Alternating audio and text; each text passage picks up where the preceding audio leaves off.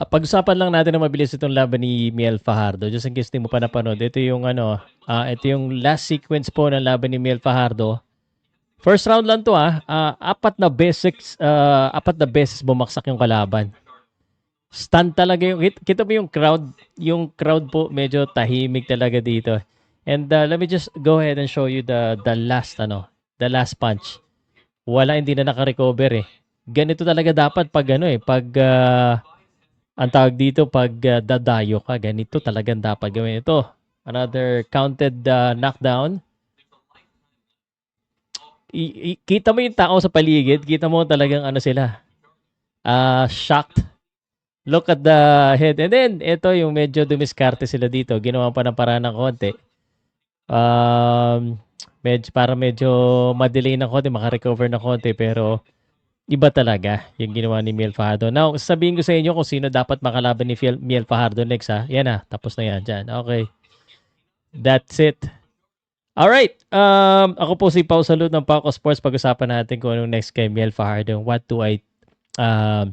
Kung ano masasabi ko dito kay Miel Fajardo. At ito, matagal ko na sinasabi to kay Miel Fajardo. May dahilan talaga kung bakit isa siya talaga sa paborito kong panoodin. Kasi exciting talaga. Tsaka talagang, I think, kung ito po ay magtutuloy-tuloy at mabigyan po ng opportunity sa media, lalo na sa social media ng mga fans, talagang sisikat ito si Miel Fajardo eh.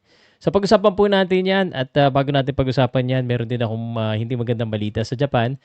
What do I think about the Tyson Fury fight and Conor Ben? What's next for them? Pag-usapan po natin yan na mabilis. Podcast Sports, the number one independent sports voice of the Philippines. Magandang araw, tanghali, gabi po sa inyo lahat.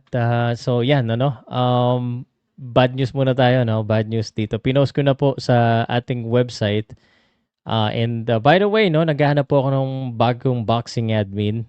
So may mga nagsend na ng mga application. So if you're interested, email lang po sa inquiry@paukas.net. So ito po yung hindi masyadong magandang balita. Kakapasok lamang po 11 minutes ago. Ang ating pong Filipino boxer pambato na lumaban po sa Japan na si Jerwin Asilo. Sabi dito ng PMI Bohol Boxing Stable, Jerwin Asilo falls short tonight after being knocked down twice in round number 5. So natalo po siya sa kanyang laban. So mahirap talaga lumaban sa Japan. And that is why pagdayo ka talagang kailangan knockdown. Speaking of knockdown, teka, close natin ito. Ito, no? Sino nakapanood po ng laban ni Tyson Fury at saka ni Makhmudov? We found out na nakapag-focus at saka nakapag-training naman pala si Tyson Fury. That was what I was afraid of initially because, it looks like, nag-retire ka na and this is not the first time that Tyson Fury did it. Pero iba talaga yung laki tsaka yung skills ni Tyson Fury at hindi rin natin matawaran yung tibay ni Tyson Fury. Nakatanggap din siya ng mga matitinding sundok. Hindi siya basta-basta talaga babaksak. Kasi nakalaban na siya ng mga puncher tsaka talagang mga knockout artist pero hindi naman basta-basta napapabaksak eh. No? Napabaksak, tumayo pa. No? So, what's next for Tyson Fury after the fight? Nagkahamunan po sila ni Anthony Joshua. Actually, si Tyson Fury medyo na bad trip eh. Kasi parang niyayayan niya umakyat itong si Anthony Joshua, ayaw umakyat. And I think Turkey El-Sheikh and Anthony Joshua and the Tyson Fury camp has already had somehow a discussion kasi itong si Turkey El-Sheikh sinasabi nga na ito yung big announcement, Battle of Britain, the biggest fight of the UK. So, but I expect that would happen. I expect it will be a hell of a promotions for both of them. And if that happens, ang sa tingin ko kay Tyson Fury pa rin ako dito sa laban na ito. Tyson Fury. All right, and Conor Ben also won his own fight against Regis Prograis. On the scorecard, it's one-sided 98-92 pero nahirapan din, naduguan din, nabukulan din ito si Conor Ben. But that is expected na manalo naman si Conor Ben. What's next for Conor Ben? He said after the fight na baka daw 147. Again, expected na manalo yan kasi itong laban na ito is co-promoted with Zuffa. So, weird. I'm gonna say this right now. He mentioned Ryan Garcia.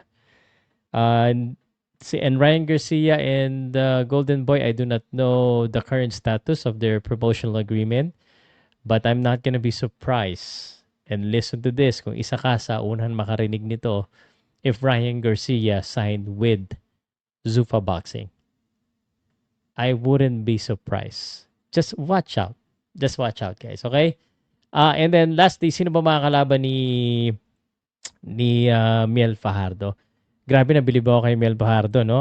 Ibang klase talaga yung pinakita niyang yung apoy, no? Simula pa lang talagang malalakas na yung suntok at nung napabaksak niya ng isang beses, maaga pa lang, first round pa lang, you already know that's a bad sign. So every time a boxer gets punched down or knocked down in a fight, especially in the early rounds, there's already a telltale sign na malakas sumuntok or baka talagang hindi niya kaya tanggapin yung suntok ng kalaban or baka wala sa kondisyon. So, it's either one of the two, pero kung si Miel Fajardo ang kalaban, alam naman natin na malakas sumuntok talaga si Miel Fajardo eh. So, kung hindi ka kondisyon, hindi mo kayang tanggapin yung suntok na yan.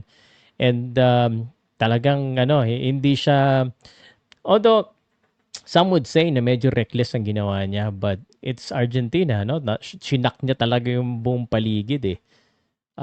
Sinugod niya yung kalaban niya, pinabaksak niya ng 4 na beses. Buti na soliduan niya kasi kung umabot pa to ng second round, we don't know what's gonna happen.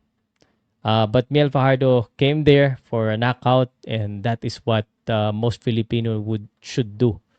Alam ko marami nagsasabi, no, dapat daw pag Pilipino marunong mag-box.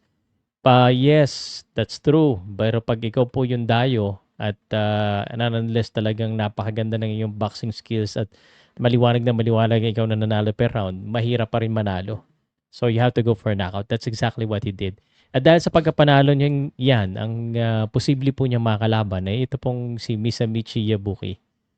Ito magandang laban. Miel Fajardo kasi number 1 and 2 sila eh. Tobias Reyes at saka Miel Fajardo. Ito yung magkalaban. So Misamichi Yabuki. So expected po na ang next na laban niya ay sa Japan. At itong laban na ito, tingin ko Miel Fajardo pa rin to. Iba yung lakas ng Miel Fajardo ngayon. Ito talaga yung nagpapatunay na kahit natalo ka, if magpupursige ka, kung talagang may skills ka, talent ka, talagang aangat at aangat kayo. Just don't ever give up.